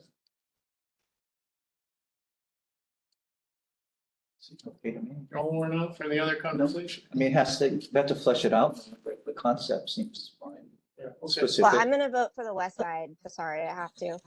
But I mean, sorry, I have to, leeward side. But obviously there are other communities. I mean, Kalihi, there's, North Shore, certain areas North Shore that will all, need this type of help. So, I mean, I think it's easy to identify though, right? I mean, we have all the studies. We can find out what the vulnerable communities are. If we can move on to the next slide, Patrick. This was just a list of the things that OER is doing. We can move on from that. The big question was, the big question, which you've kind of already gotten into, is what do you want to take on next year?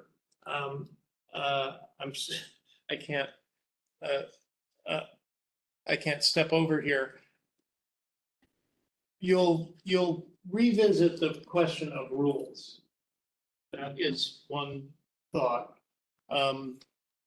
There's Do we have any rules? Well, no. Oh, okay. Maybe that's a good thing. So far it's been a good thing. But one thought was that you would revisit the idea, the question of the rules. There was a turnover and succession question, right, Kim, about the board members. I don't know if we need to talk about that right now. Do we need to talk about that right now? No. We got rid of the circular economy, but that was a pretty vague statement anyway. I think we've talked about the role that you all can play in advocating for things and helping, and then we're back to determine what are the commission directed projects. The commission has at its disposal $50,000 to spend on something. The something should be determined soon. I think the thought from OER was that it might be an additional research work to get you to, you're not gonna set up a program with the $50,000, right? But the question is, okay, what is it what additional knowledge is required in order for the commission to support OER's action? So for example, I think we were talking today about the possibility, Kim, of tagging on to the UHERO stuff later on. Can you talk about maybe what that might look like, just as a starting point for the conversation? Sure, absolutely. So when we see that either businesses are not connected and there's gaps, and we recognize that maybe it's a certain sector and there's a gap, and we want to dig into that a little bit more, we can have you here or whomever else. We can put out a full-fledged RFP or small purchase or whatever, however we want to do this. But I think this idea around the purchasing is probably going to uncover some really interesting things as well that we might want to dig into a little bit more. The questionnaire, I think, is at about 65 questions right now. So wow. It's intense, but it's not going to give you the level of detail. It's just going to give you broad brushes, right? So whatever we can get from that. The timing is, like I said, they want to wrap it up November 9th and then start to do that analysis. So they have just kind of a general analysis by the end of the calendar year and then have the final report in February. So that's the cadence on that. So that's something that could help inform, hey, that's really interesting. That's not what we expected to see, or yeah, it's kind of what we thought. Let's dig into that a little bit more. Kim, are some of the questions related to import substitution in the research? What questions did I go through? Because that was the idea that you came up with in July as a possible, yeah, as a possible research topic. And I would say probably not to the level that you're expecting. It is about like, where are you doing your purchasing? Is it 30% local? Is it, and most businesses, frankly, are not going to know that at this point. I mean, let's be real, right? They're like, I don't know. I went to Costco. To have a small business, yeah, we would encourage you to take the survey and then show. you can see I all have of 5. I will have my chances. see But yeah. all of the questions. Yeah. I don't think it's gonna be to the level of what you expect. And that's why I think there's gonna be some add-on from this that we can say, okay, they don't even know what they don't know. Especially if we got the 1,000 names who participated, we could maybe hit them up with one more follow-up survey. And we saw this when we were in the state and talking about purchasing, especially around ag, right? There was the couple of bills several years ago about making sure that state dollars were purchasing local ag, right? These departments didn't even know what they were doing. There was no baseline. And so how do we get to that baseline? How do we help move that? Yeah, right, and small that's businesses next aren't gonna know that either. They go to Costco, they have no idea who Yeah, Costco I don't know was. where my avocado came from. Is there a way to brand them so that you know, like some kind of good housekeeping seal? So when you're in Costco, the local products have this sticker. That's what Leaf had on the windows of the restaurant. I know, for restaurants, so I'm just saying. So it's supposed to Just to be, give that is a knowledge. just FYI, a state function. It was passed by the state leg. It's made in Hawaii. DBET had the Made in Hawaii Festival, and they're supposed to be like laying out the guidelines, and it's, Just hasn't happened yet. no. And we even thought like, forget it. Don't wait for them. Let's just do Made on Oahu. And, but it doesn't make sense either, because what comes behind that is a ton of marketing, a Yeah. ton of promotion for people to like get it in their head. Uh-huh, Like you uh-huh. could see that label and that doesn't mean anything to me. Or, yeah. Because go look around, people have made with aloha on their, what did Chad Buck say? It was like, I don't know, pomegranates from Oregon, and they're sold here with a label that says made with aloha. Anyway. It's local, right?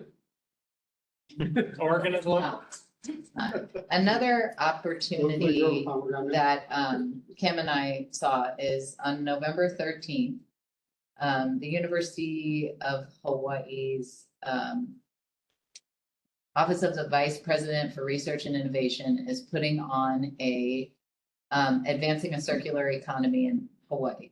A circular economy based on ancient Hawaiian practices coupled with modern science may be the key to a more sustainable and healthy Hawaii. So this takes off on a discussion that I participate, or I listen to at Kamehameha Schools, put on by KS and the Business Roundtable with Kalani Beamer, the School of Hawaiian Knowledge, and also Kate Rayworth, who runs the Donut Economics Lab in the UK. And she's coming here.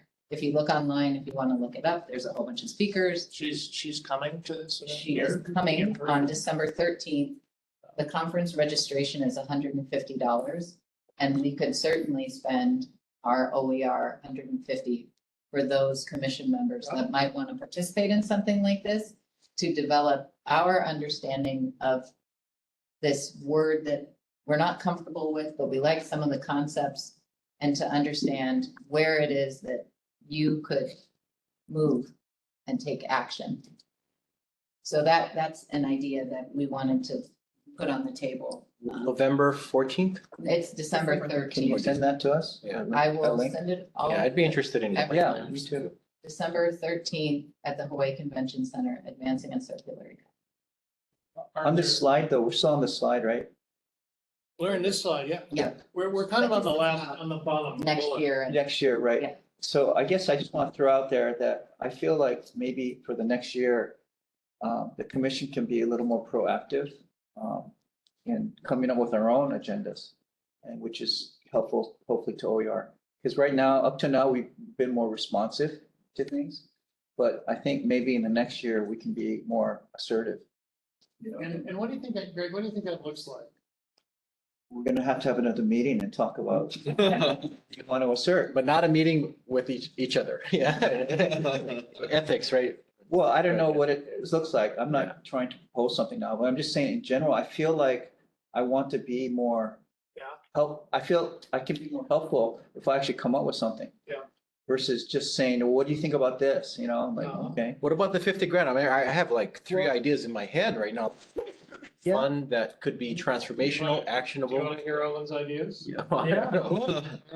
I mean, the first idea is like, can we get some legal minds to look at how do we structure our procurement system to get more local purchases versus like continental purchases?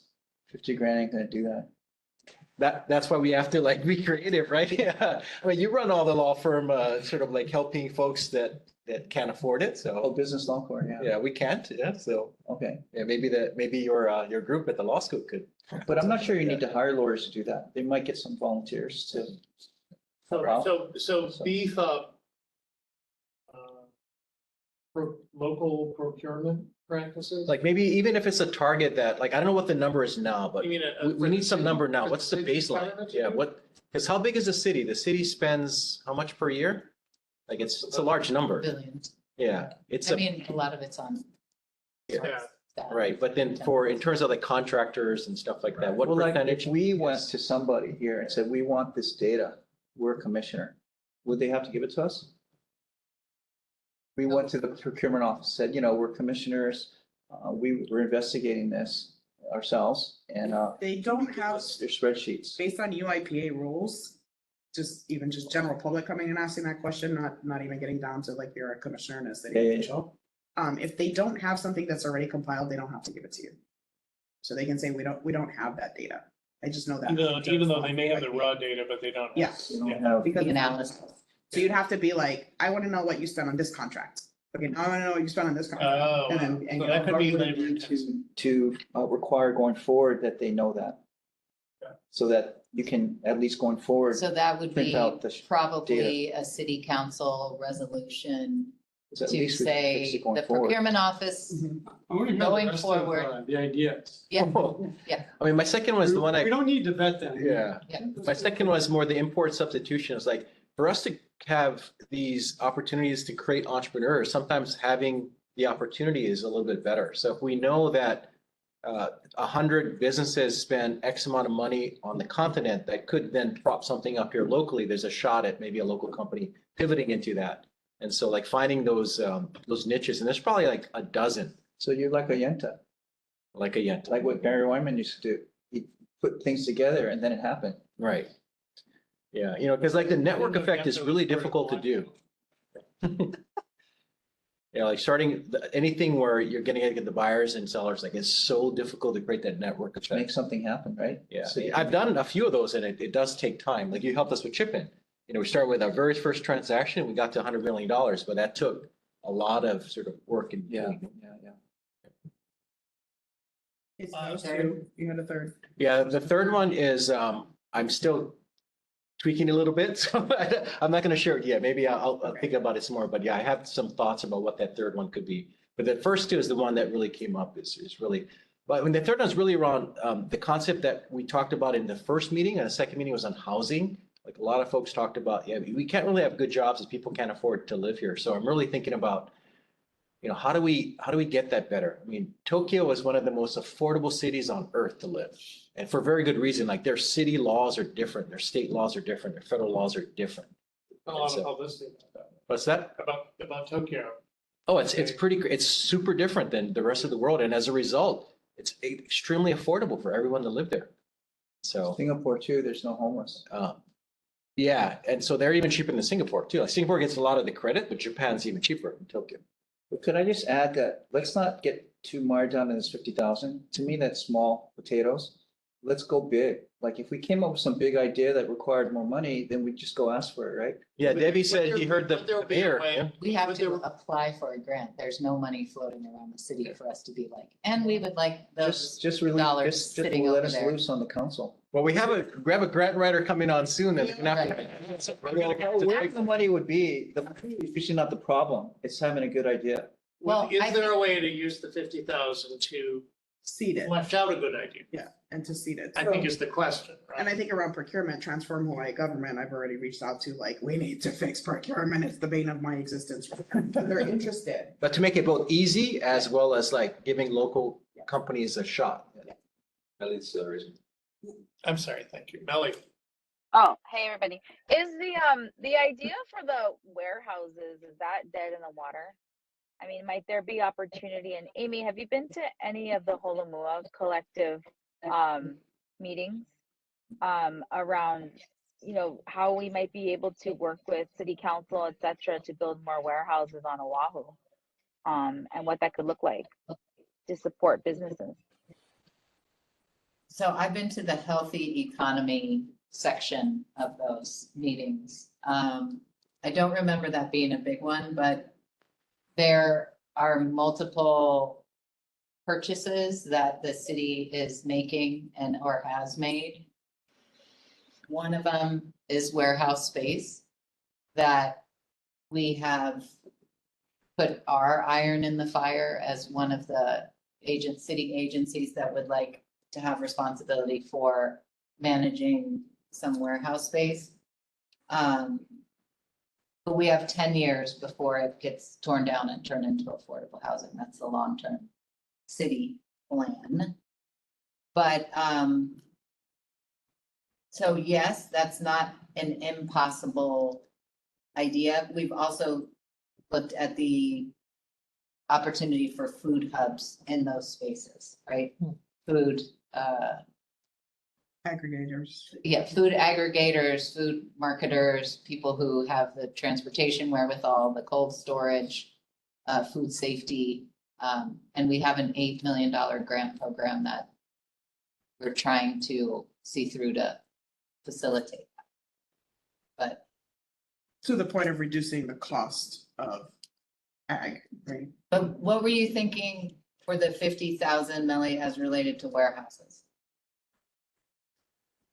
Sorry, what I was thinking was, I'm not sure what that would look like from a logistical standpoint, lobbyists or et cetera. I mean, I feel like we have a lot of these ideas and warehousing seems to be one that people like, but it does take some brain power and rallying together the troops in order to actually make some action happen, like whether that be DHHL or OHA or state land.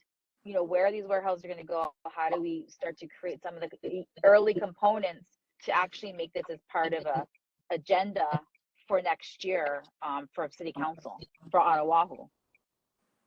The land use ordinance bill that has not really been active could use some maybe thinking about how that fits in.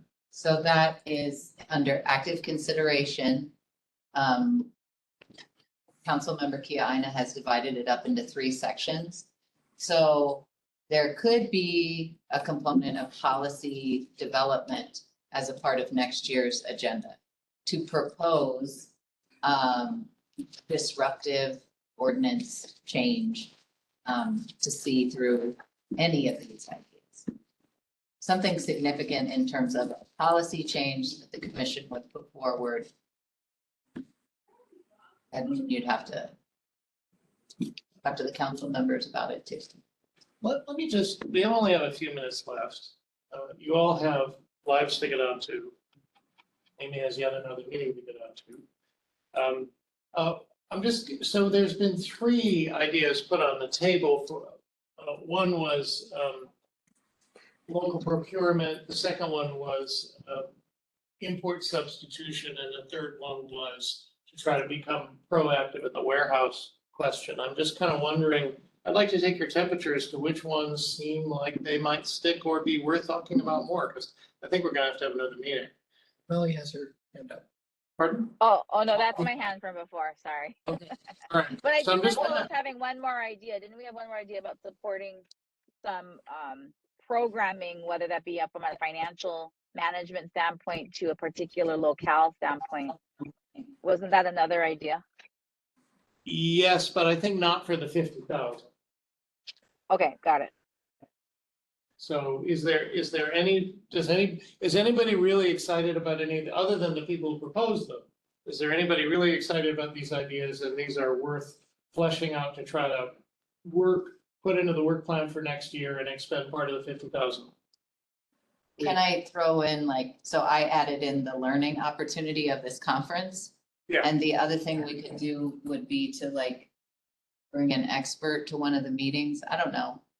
I mean, any other kind of learning, or I'd love to do a site visit or something, but we can't really do that well with our sunshine law. I'm sorry.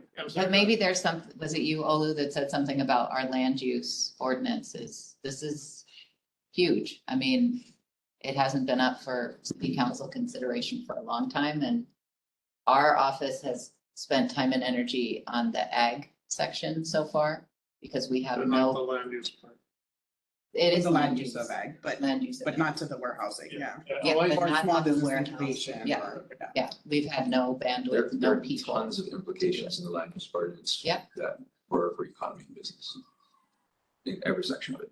And so I'll just say It's policy. we don't have Change it. people to Change do that work in OER, so that could be a $50,000 Amy, I consultant? just wanted to say, like, from the chamber standpoint, we're heavily involved in that bill, from the commercial and business standpoint. And technically, Councilmember Kia Aina has finished the commercial section of that bill.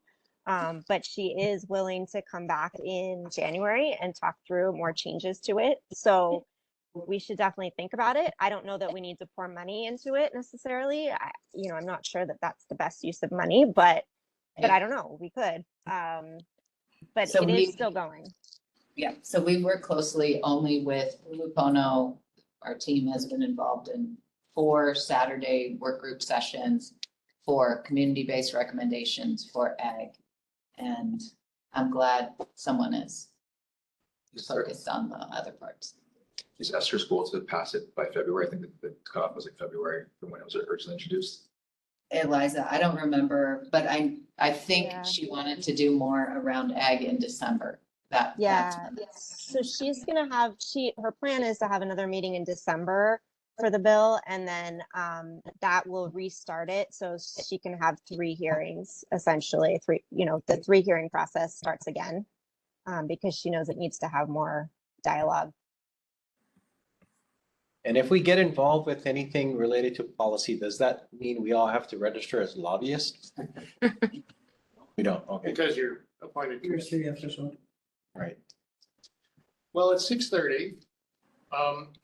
I would like to suggest that, I believe the agenda held out the possibility of another meeting this year, possibly an online meeting.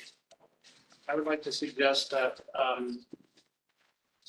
we move forward with that meeting for 2 reasons. One is to further clarify what we were discussing in point number 2, and I will watch the video and try to distill that. And secondly, to flesh out and take your temperature better on these different ideas for what to move forward with the work plan and the $50,000. Does that sound like it makes sense to the? You'll send us commissioners? a redraft before that meeting? Yes, Hopefully. yes, I will we can send you a approve something, redraft right? before that meeting. Because we need to prove something. Yeah, absolutely.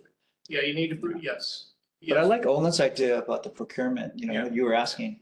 So I like the idea of looking at that and seeing how we can do better at buying from local businesses. Or even just taking getting a baseline and then Something, seeing Yeah. like, What's the- that- yeah, reduce that by nobody knows, right? 15%. Yeah. Because circular economy is one of our goals, right? Right. Whatever that means. Quadratic. Yeah, Okay. So shall we look at our calendars and just try to find, because it's gonna Yeah. be tough to wiggle in a date, right? So well, November, Amy, you want to drive that? Because I think we want to make sure we work around your schedule. keep in mind, November 23rd is Thanksgiving. And so, that week maybe should be discounted. So should we look at the week of November 13th or November 27th? We need to finalize and transmit the report to council. I feel like we can do review and thinking about it in emails, and you can transmit thoughts to Bill if it needs to be changed. Yeah. But the big discussion would be about the next year. So I think the week of the 27th could work. I think I'd be more comfortable with the 13th, but And if it's online, given the time change, I'm available pretty much any day. Given the time difference. Right. You're 'Cause I'm 3 not- hours Yeah, because I'm ahead. or 2 hours then? Do then, yeah. So that's easy. Do you want us to hold a time? Yes. And then you can check. is there some date that week that The 13th. the 13th or the 27th that people who are Absolutely. here today cannot do? We typically meet on Well, Tuesday. I'm in Tokyo the entire week of the 13th. We're opening a store in Haneda Airport. That week. Yeah. I can't do the 27th. I think I'm traveling that day. I'll be traveling back to Hawaii. For the 28th of Yeah, November. today's a Tuesday, right? So that Are would we be a talking Tuesday. about like a 4:30? I don't know. Is that best?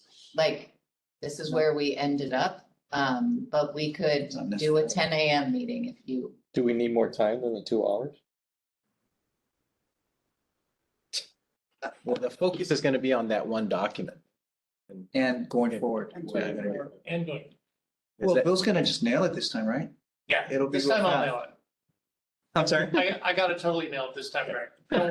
Did you that wet? Would you rather meet in the morning, like 9 to 11 AM on the Tuesday, November 28th.